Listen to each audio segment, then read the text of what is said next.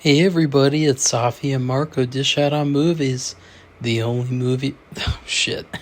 The o- the only movie review show on YouTube to review movies in terms of food, and it is just Marco here once again.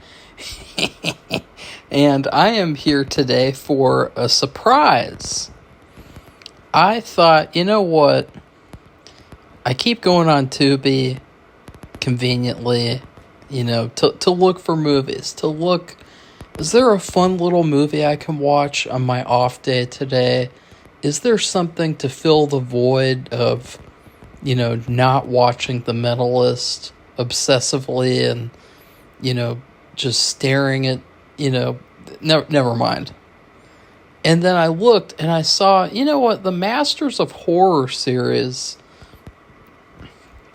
is like an interesting little thing that I don't think that I've ever even attempted to watch. I mean, I used to remember going to the video store and seeing these different Masters of Horror.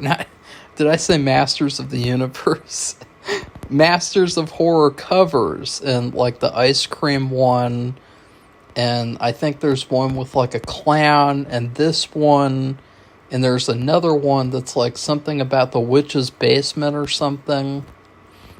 And I used to see these really odd looking covers. And so I thought I'm going to do a series of reviews about every single episode. And it is going to be called Masters of Horror Mondays. So basically the concept of this series, I think it's actually a genius concept. All these like famous, iconic directors, writers from horror movie history, they all get to do their own episode. It's kind of like it's like a movie. It's like a fast-paced movie. And it's kind of like a fun little experiment type thing. Like, it's like a long anthology series. And for starters, one of the things that I love about this series, at least so far, is that it's not like Tales from the Crypt. Tales from the Crypt is a series that is really good. But there's so many episodes. In fact, I think that this is basically like what the whole show is that like you have a shitty person and they do shitty things and then they get punished. That's literally every single episode. And, it seems like so far in this show, that is not really the main intention. So I'm happy that it's not going to be as predictable, I guess. And this first episode, it is called Incident on and Off a Mountain Road. And it is written and directed by Don Coscarelli.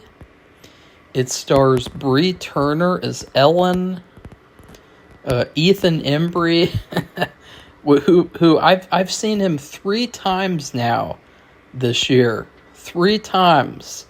And he is playing Bruce. And then Angus Scrimm is a buddy. I guess that's his name. And then John DeSantis as Moonface.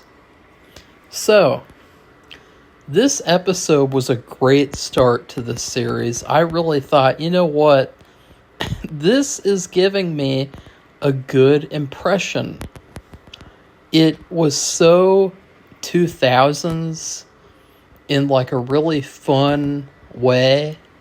Like I feel like nowadays, and I've said this before, last year I did like 4 or 5 movie reviews of like 90s, 2000s horror movies that I thought like, 2000s horror was really, really good. And it's so much better than, we ever thought it would be, because nowadays we're not getting very good horror movies. I mean, it is a bleak landscape. We get lots of feminist crap. We get lots of stupid remakes and sequels. And we get lots of pretentious therapy movies. We get therapy movies about, like, you know, oh, this movie is an allegory for, you know, this one time where where I fell down the stairs or something. Like, you know, like, this movie's an allegory for that one time where somebody pushed my boundaries and, you know, I had to fight back. Like, that's basically what horror has become. And it feels like there's no desire to be better. And in the 2000s, at the very least, you could say it, like, with this episode, you could say they didn't, I think that they wanted to be better, but they knew what they were. They embraced being how they were in the 2000s. There was this level of, like, we're going to take this seriously. And no matter how goofy things could be, no matter how weird things are, no matter the budget, we're going to take things seriously. And no matter what, no matter if the movie's good or bad, you never like a movie that, you know, isn't even taking itself seriously. And I feel like a lot of horror movies nowadays, like, you can tell from the trailers, you can tell from the posters that, you know, it's like a wink wink, nod nod, and it's like it's weird. It's very weird. It seems like they're more focused on, like, advertising on social media than they are about telling, like, a really good horror movie. I think that they have, and I know that this is a tangent, but it is important too. It is an important discussion, but they have convinced themselves, I think, that social media is the new world. I think that, you know, movie studios nowadays, they undermine how much of a world there is beyond the internet and beyond the hashtags, beyond AI, beyond all this crap, all of this stupid shit. I think that, you know, the 2000s, it was a golden age for horror because it felt like a celebration of everything that came before. You know, like the 80s, the 80s was legendary. And then the 90s was kind of like, it was kind of snarky, and it was kind of also a little bit legendary, but it was kind of like trying to, you know, escape some of the 80s stuff and make it more serious or make it more meta. In the 2000s, they celebrated everything. They celebrated horror. They celebrated good storytelling. And this movie, or this episode, Incident on and Off a Mountain Road, which I've hardly talked about, and this video is already 9 minutes. This episode is really, really good. I was surprised at how good this was. It was a surprise. It was fun. It reminded me that, like, I can still, you know, and this is what's so funny, by the way, because I do all these modern movie reviews and these rants. And, you know, like, that new Spider-Man, it's the worst movie I've ever seen. You know, like, I do all these, like, these negative videos about these crappy new release movies.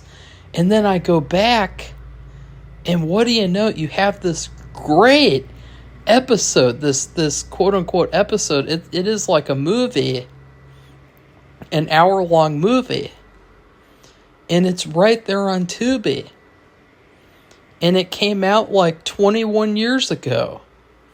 And it's better than anything coming out this year. It's pretty embarrassing, to be honest. So the plot is all about this young woman who is riding along a road at night. Cliche number one, and it's raining. Cliche number two. And then she gets in a car crash. Cliche number three. And then a guy starts attacking her. Cliche number four.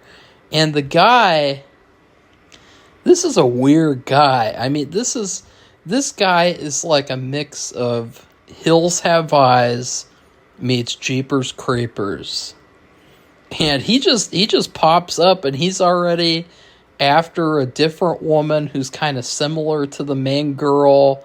And, you know, he looks like a decoration out of Spirit Halloween. Like, you know what I think would have been really funny and would have been a really twist ending? A good twist ending? At the end of this, they should have done... Remember that commercial for... what was it, like Roger Rabbit? I've never seen that movie, by the way. I told a commenter about that a couple of months ago, and you know they were like, you need to watch that movie. They did this like commercial where they went behind the scenes, and you saw them actually filming the commercial, you know, the thing that they did, the little sequence that they did. I think I don't think that they would have done this, but I think they should have pulled back behind all this stuff, and it turns out that they're filming a commercial for Spirit Halloween or something. Because like that this creature, Moonface, it's funny because he is creepy. He is definitely, like, he is a pretty good horror villain. He is a little generic, but he is pretty creepy. The actor, John DeSantis, I think, was that the name? Yeah. He did a great job. You know, Moonface, I think, he's kind of like he almost looks like a vampire in certain ways. And he just has that, like, that iconic look. But then at the same time, he really does kind of look like a Spirit Halloween decoration, which that isn't a bad thing. It's just an observation. So in between all of this back and forth of her getting chased around the woods and having to fight against this, you know, creature of sorts, she is having flashbacks, as we all do in these situations. She's having flashbacks to her relationship and her eventual marriage to this guy named Bruce. And Bruce is played by Ethan Embry, and he is a typical sleazebag, and he's weird. I mean, right from their first date, he's talking about how, like, you can sell a baby or your child in Thailand, and it's really easy. But in the United States, you know, you're not able to advertise it or something. Like, he actually says that, and I was like, you know what, like, this guy, he is raising all sorts of red flags, you know, and I guess, you know, she liked him, whatever, but like from their very first date, you know, I could tell there might be something with him. You know, I didn't know exactly what it would be because there's a number of cliches that it could have turned out to be. But that very first date alone was enough to say, hey, I need to go use the bathroom. And then you just go and you never come back. You know what I mean? But no, like, they go home, they have sex together, which that's great. Like, finally. I mean, guys, I mean, horror can be sexy, and horror should be sexy. It shouldn't be like this shameful thing, especially, like, it's so strange nowadays, the way that you can have all this blood and violence and gore, people's bodies getting ripped to pieces, and nobody says anything. But if there's a female character and a male character who engage in the act of intercourse, there's like this big uproar and this like pandemonium. It's really strange. So, anyways, he is like a survival freak. He's really, I mean, they indicate that like they used to live in the city, and then they moved out to the middle of nowhere because they needed to get away from the mud people, which I think, I don't know what that meant. Like it sounded like mud people. Because if anything, like Ethan Embry's character was like a mud person. He was like a redneck. But I think that could have been like a racist thing. I didn't even think about that, but that's pretty hilarious. He's like, we need to be out here so that we can just chill while all the mud people kill each other in the city. And, you know, he's training her. He's training his wife to be a survivor. Really weird. Really, really weird. But you know that those types exist. I mean, there have been serial killers who are like survivalist types. And so you know these types exist. And you know that they're a little off. You know, like these preppers, these doomsday preppers. And so anyways, it's kind of like a back and forth thing where it's like, in the past, we see him training her and their relationship evolving. And then in the present, she's fighting the creature. And then eventually, you know, he does also seem, the husband, he seems like he's potentially, because I didn't know for a fact if he would or wouldn't be, he's potentially abusive. And so she leaves him.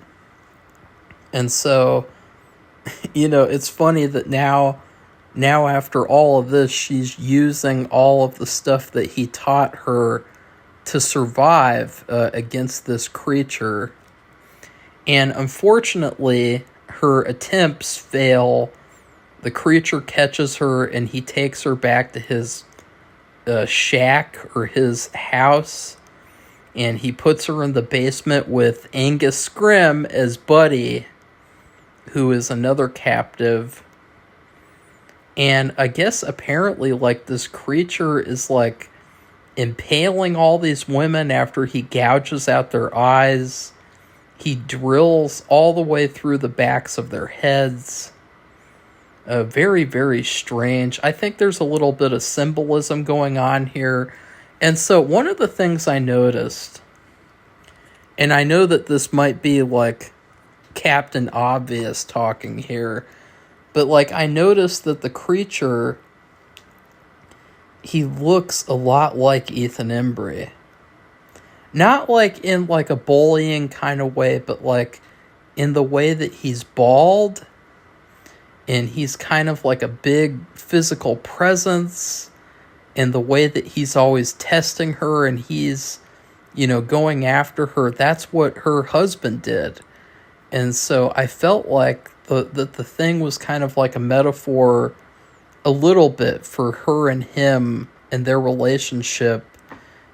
And yeah, it is there's a lot of subtext, and that's what I liked about it. You know, there's a lot of psychological stuff even under like just the fun, you know, basic horror elements. Like there's a girl on a road and she crashes and gets stalked and attacked. There's stuff going on underneath that. And I think that nowadays, everything is so overt. You know, like, movies basically just come right out and tell you, like, hey, like, this is a movie about domestic abuse. Whereas, like, a movie like this, or like, let's just say The Shining, they don't tell you. They just tell you the quote-unquote story, and it turns out it's a surface level thing. And what's under the surface is, you know, blah, blah, blah, blah, blah. And in this case, I don't know, there was something about, like, Buddy is able to see evil, and something about, I don't know, I didn't really get the whole symbolism thing about taking out the eyes. It kind of, again, it reminded me of Jeepers Creepers. And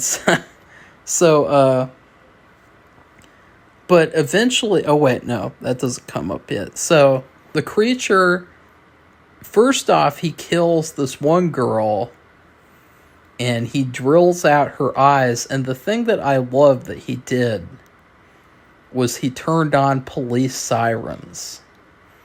And some people have speculated as to why is he doing that. I just think it's because to just put on loud noises while, you know, somebody gets tortured, like, that's a common thing to do, you know, in case they scream. And I'm not saying from experience, I'm just saying from, like, horror movies, this is what I would suspect, okay? I would never torture somebody, ever. Unless, like, it was in a movie and we were just, you know, playing a scene and it was fake. But, that's what I thought. I thought that was a really cool touch, the police sirens. You know, because usually it's like, you know, you turn on the radio, you turn it up really loudly. But in this one, it's just a ton of police sirens. And I thought that it was kind of cruel, too, because it's almost like taunting the victims that, like, hey, you know, the police are not coming to get you because... And that's another thing, too. Like, where did he get those sirens? Well, that's pretty interesting. Another kind of Jeepers Creepers element to his character. And, in fact, I think that when she first saw him, this creepy, you know, creature, I think that he was, like, dragging along his victim or something. He was, like, it was, like, a similar, like, Jeepers Creepers type of thing where, you know, they come across, like, the creeper dumping bodies and shit. So, yeah. So, anyways, she ends up, like, the final girl, is her name Bree? I can't remember. Ellen. See, when I did not know this, but, you know, Safi, she is a huge Grimm fan, and so I really should have had her do this review with me because, you know, she loves Grimm. You know, she is binge watching AI slot videos now, but before she did that, she was binge watching Grimm. And there's a character called Rosalie. And this is the actress who plays Rosalie. Or who played Rosalie. So I thought that was cool. But, like, she ends up, with the help of Buddy, she ends up getting this needle or this arrow or this knife or something. I thought it was like a file or something. I think she used it. She was making, like, traps in the forest like Rambo, and she digs it out of her flesh, and she uses it to undo her handcuffs and to get out. And then at the same time, I think that the way that they filmed it, I will say, it looked like Buddy like he looked like he had handcuffs, and then she gets out of her handcuffs, and all of a sudden he's out of his. And I was confused because I didn't understand, like, if he was already out of them and he was just pretending. I really didn't understand that. So anyways, the creature comes down and they fight, and of course she wins. She gives him a Disney villain's death, and she pushes him off like a cliff out the window, and then he falls and dies. Moonface, that's his character's name. I thought that was kind of weak. That was kind of lame. I felt like it, one of the issues I had with this episode was that it didn't push the horror far enough. I think that it felt like, honestly, this could have been a decent, feature-length movie if they fleshed things out and they kind of made things, more horror forward. Because this was mostly like psychological. It was mostly like a thriller with horror elements. And I wish that they had, done a little bit more. Because, this was a very intimidating creature. And she defeats him, like, pretty easily. But at the same time, like, I really liked her as a character. I thought she did a great job acting. And even after the twist, which we'll talk about that. So she goes back to her car. She has a gun now, and she has a gun belt from the creature. And it turns out that she killed her husband because he assaulted her and he beat her up. He sexually assaulted her, and so she had to kill him in self-defense. And she takes him to the basement, and she takes out his eyes and makes it look like the creeper. That's what I'm going to call him.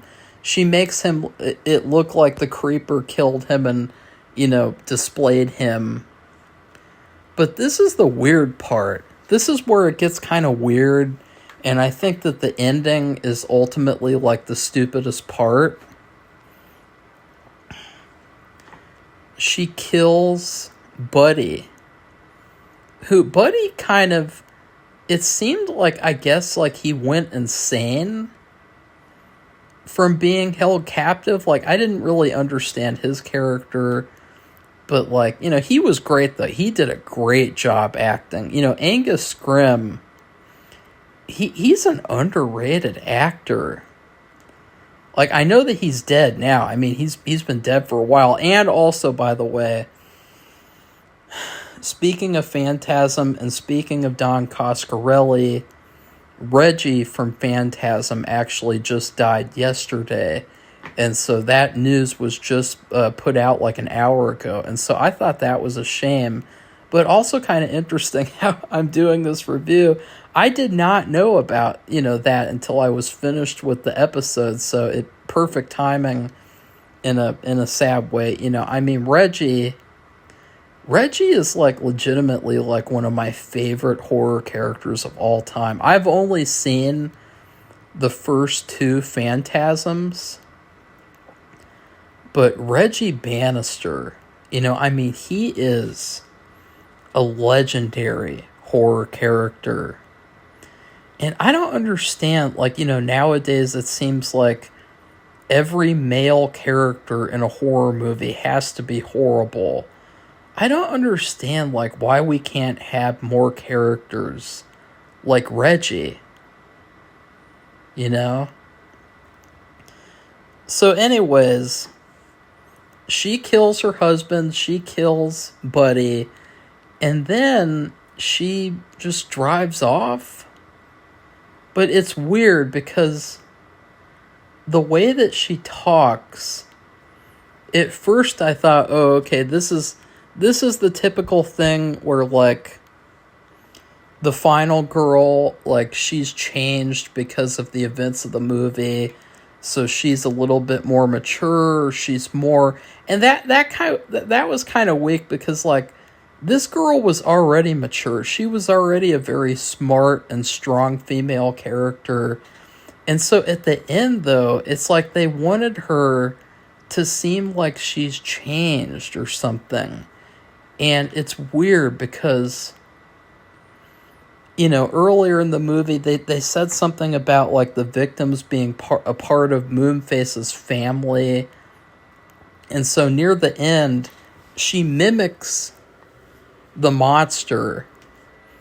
And she says that Buddy is now a part of the family and that her husband, or ex-husband, he's a part of the family now.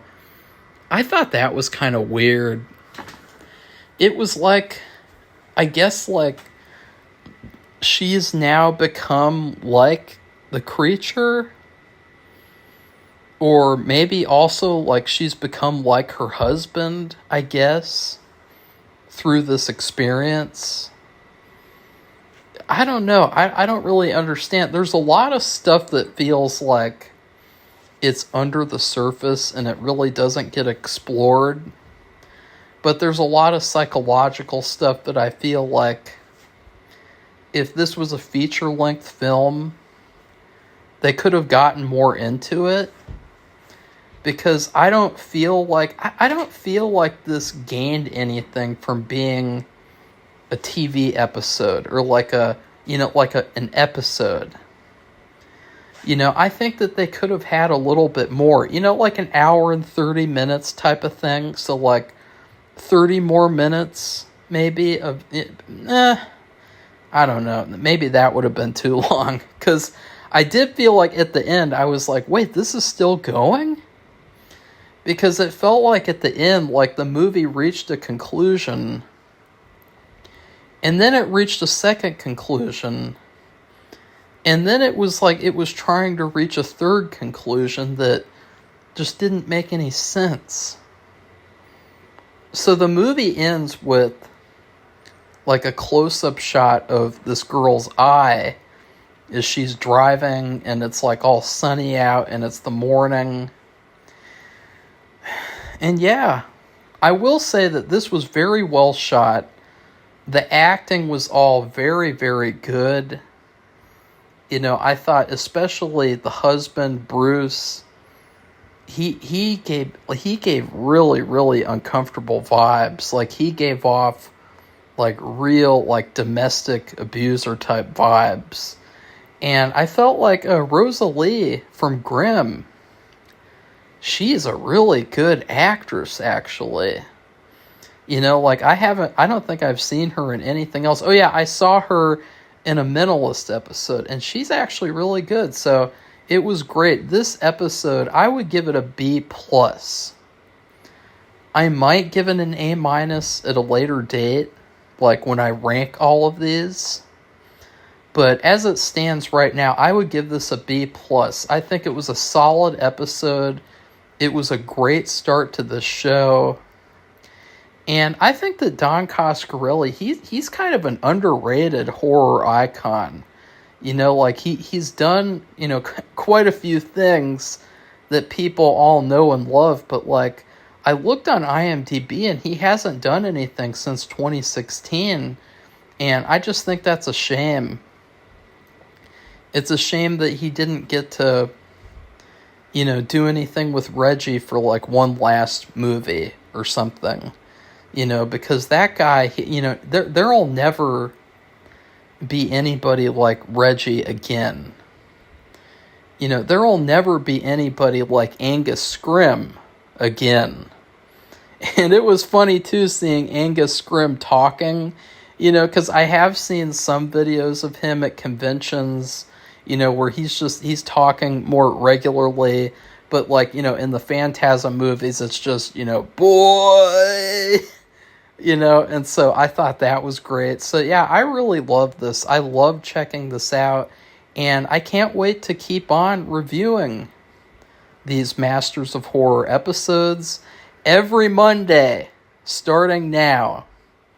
Masters of Horror Mondays. Boom. So I really hope you guys enjoyed this review. I don't know if you could tell, but for some reason I started having terrible allergies here. The humidity in my room is at like 70%, even with a dehumidifier. And it's 81 degrees. It's very uncomfortable right now. And so I don't know what happened though. I started having bad allergies while doing this review. And I'm not going to apologize for it because that's just how the shit goes. But anyways, please like this video and comment. Tell me what you thought of Masters of Horror Incident on and Off a Mountain Road, which I think that's a fun title too. And then, and also, let's just talk about how good this movie was compared to that shitty Passenger movie that came out earlier this year. Like, remember that? That was horrible. And this is what I'm saying. Like, if you guys just want to do, just compare movies from now versus then. Compare Passenger versus Incident on and Off a Mountain Road. There's a distinct quality difference in everything. Everything about it. Everything about it is better. There's not a single thing that Passenger did better. It had a great opening scene. Okay, that's fine. The opening scene, by the way, I thought it was going to be the whole movie. And when I learned that the whole movie was going to be about some other characters, I thought, oh God, that sounds terrible. And it was terrible. And then also, please subscribe to our channel if you'd like to see more honest Masters of Horror reviews. And last but not least, please do not forget to check out our Patreon page, because that is where you can get access to a ton of exclusive bonus content, bonus reviews, my short film, which is also on Future Today, aka Fossum, and tons of other stuff. Recently, I did a review of a new release movie called Soulmate, and it is a spin-off of the Megan movies, and actually, it's pretty good. It's not great, but it's pretty good. It's really sad that they sabotaged it and, didn't let it release in theaters. So anyways, thank you very much for watching, and that's it. Goodbye, everybody. See you soon.